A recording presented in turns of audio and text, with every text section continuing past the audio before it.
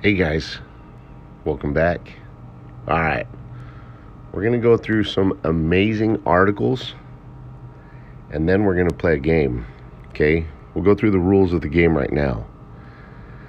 The game is guess the rate change date. Okay, you know that thing that sometimes gurus have done? They try to guess dates and then they upset you guys because their dates are incorrect. That game. Now it's fun. You guys get to have a chance to play it. All right, so we're gonna go through all the articles, and then you guys have to guess the rate change date. Post your thoughts and opinions, down below. All right, so let's go through the facts, guys. Remember, this is from August. These articles, they're just a tiny bit older, but they're really key articles. So this is from August 20th. U.S. company signed $8 billion worth of agreements with U.S. companies. So again, this is the day, or this is the article telling you that U.S. companies signed $8 billion agreements with Iraq on August 20th. Okay, remember, Iraq didn't need to come to the U.S. physically come. As far as their meeting with Trump, they could have done all that over video meetings. Okay, the main reason why Iraq came to the U.S., guys, was to sign agreements and contracts and MOUs with U.S. companies. That's the main reason they came, okay? And again, they did it on August 20th. Now, remember, I shared with you guys that I had a chance to talk to an individual who's very skilled in contracts, okay? And what they shared with me is that with contracts, there's a 30-day execution period, which means pretty much in 30 days from when the contract was drafted, it has to be executed. Remember, guys, these need a new rate. That's what I've been trying to show you.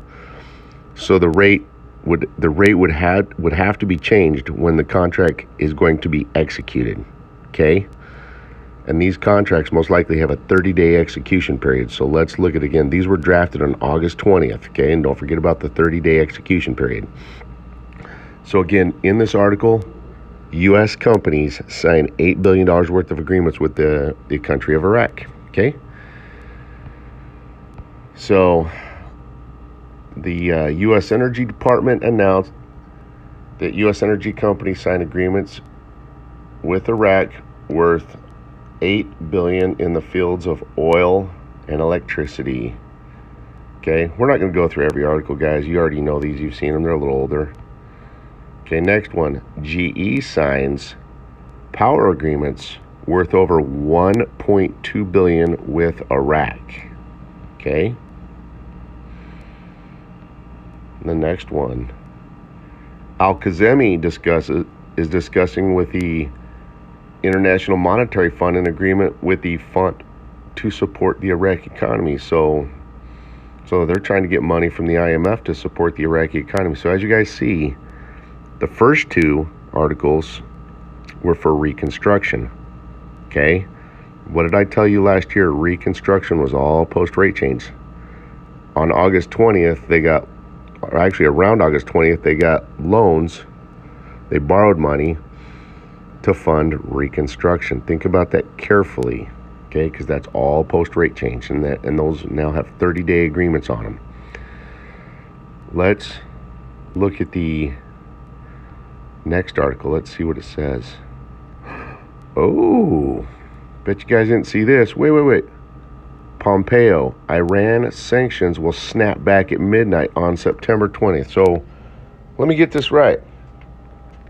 Trump is reimposing sanctions on Iran on September 20th at midnight. Why would he do that? Let's see if we could read the article.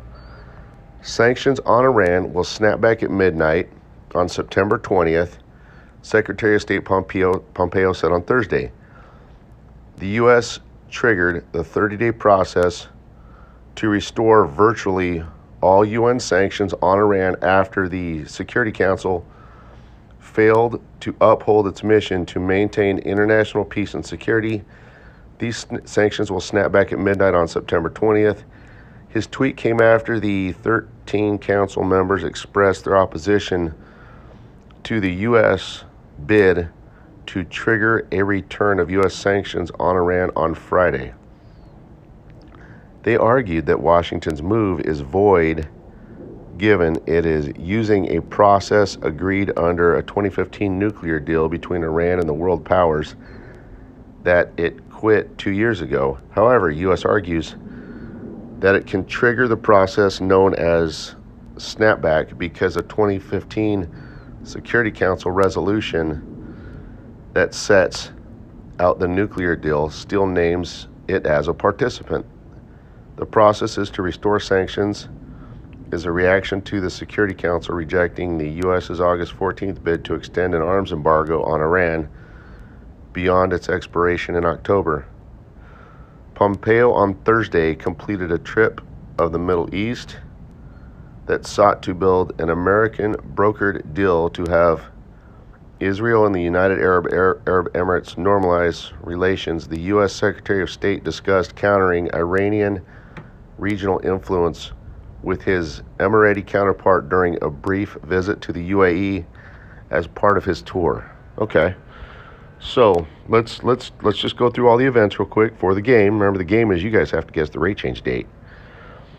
Pompeo, let's go through all the articles. So on August 20th, Iraq signs a bunch of post-rate change agreement deals that do require a new rate. On August 20th, it's their 30-day execution contracts. Okay, signed on August 20th, so they're going to require a rate change by the time they're ready to be executed. And at the end of that 30-day mark, Iran is going back under sanctions. I wonder if Trump did that so that when Iraq does reinstate their currency, it prevents Iran from being able to reap any of the benefits from this. Just a thought. Think about this carefully, guys. This is very interesting stuff. How, I've pointed this out to you guys, these 30-day contracts that have a 30-day execution date requiring the rate change. And at the end of that 30-day execution date, Iran is going back under sanctions. Look at that carefully. All right, guys, here's the game. Guess the rate change date. It's on you. You guys have a great day. God bless. Take care.